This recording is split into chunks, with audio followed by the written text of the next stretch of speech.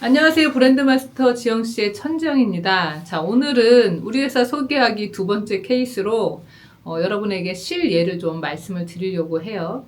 자, 어떤 분이 저희에게 오셨는데 본인은 하고 있는 일이 옷을 유통하시는 일이었어요. 약간 특수 제작된 옷이었는데 주로 등산 혹은 야외 스포츠 활동을 할 때 입는 옷이었어요. 그래서 생각해보니까 저도 그 옷을 받았는데 어디에 있는지 모르겠네요. 네. 그 옷을 가지고 오신 분이 온라인과 TV 홈쇼핑 이런 것들을 통해서 유통을 하고 계셨는데 화장품을 하고 싶으신 거예요. 그래서 저희에게 오셔가지고 화장품을 수입하고 싶다. 화장품 수입해서 유통하고 싶다. 그런데 우리 회사가 그게 가능할까? 그래서 제가 이야기를 여러 가지로 들어보니까 직원분들이 굉장히 패션에 특화되어 있는 분들이었어요.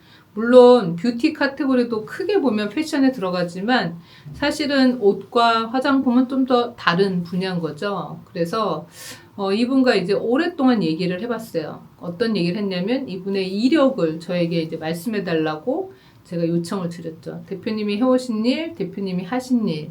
그런데 이분 이력에 특이한 게 병원에서 닥터하고 함께 화장품을 잠깐 유통하는 일을 하셨던 경험이 있으시더라고요. 물론 병원이 베이스라는 좀 특수하긴 하지만 화장품을 했다는 포인트를 찾아낸 거죠. 그런데 이분 스스로도 그 당시에 화장품을 굉장히 열심히 하거나 디테일하게 공부하면서 한 게 아니라 유통의 측면에서 하셨기 때문에 화장품 전문가라고 얘기하기에는 조금 아쉬움이 있었고, 그리고 그 당시에 일할 때 닥터분하고 함께 일해서 제품 판매가 굉장히 용이했던 이유가 그 닥터분의 레퍼런스였어요. 그래서 본인은 약간 숟가락 얹어가는 그런 식의 유통을 했기 때문에 내가 주도적으로 유통을 한 경험이 있는 것은 아니었어요. 그런데 여러분 중요한 것은 이분에게서 그런 포인트를 찾아냈다는 거죠. 그래서 자, 이제부터 브레인스토밍을 한번 해봅시다. 이분은 예전에 현대에서 일했던 경험이 있고 그 다음 화장품을 잠깐 취급했던 경험이 있고 더더구나 병원의 닥터와 일해본 경험이 있어요. 그리고는 패션을 지금 현재 유통을 하고 있는 거죠. 자, 그러면 제가 그 당시에 이제 이분의 본인 소개서를 작성할 때 가장 포인트로 잡은 부분들이 이런 부분들이에요. 자, 이분이 실패하지는 않았어요. 그런데 이제 현대라는 거대한 그 회사 조직에서 어떤 조직적인 그 움직일 수 있는 그런 경력, 이력을 이제 가졌고 또 그 조직 사회에서 어떤 일이 진행되는 프로세스를 배웠고, 자, 닥터하고 일하면서 굉장히 특수한 시장에서 화장품이 유통되는 것을 배웠고 그 닥터의 이름을 활용해서 어떻게 마케팅하면 이 제품이 유통이 될 수 있는가라는 것을 또 배우신 거죠.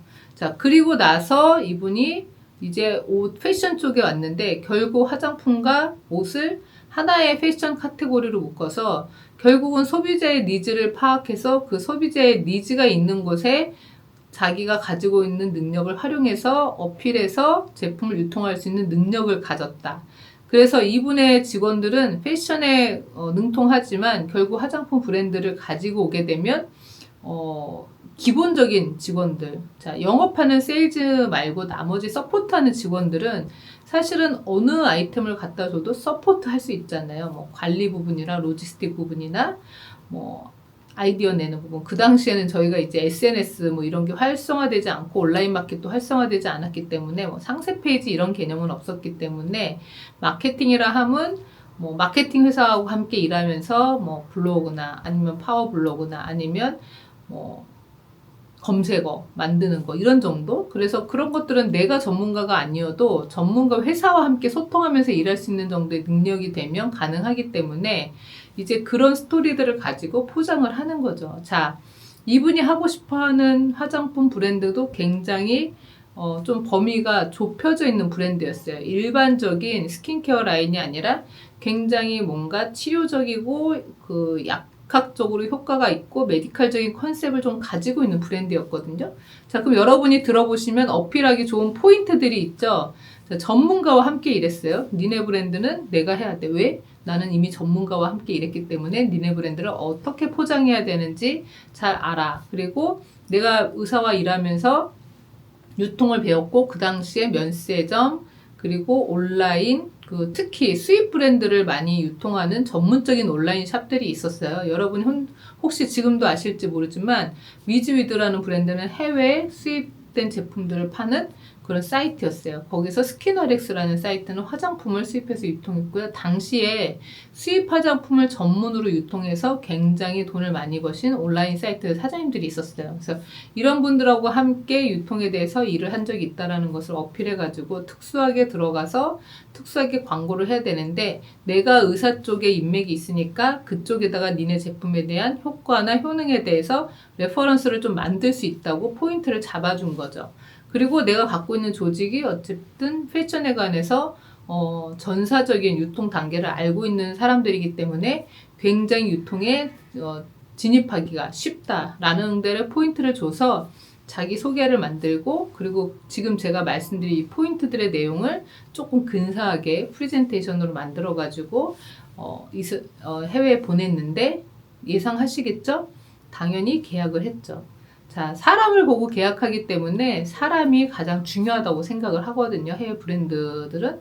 왜냐면 제가 계속 동영상에도 말씀을 드리지만 돈 많고 물류 시스템 잘 돼 있고 서포트하는 직원 많고 세일즈하는 직원 많다고 하면 그 회사가 굳이 니네 브랜드를 왜 하겠니? 라고 제가 얘기를 하죠.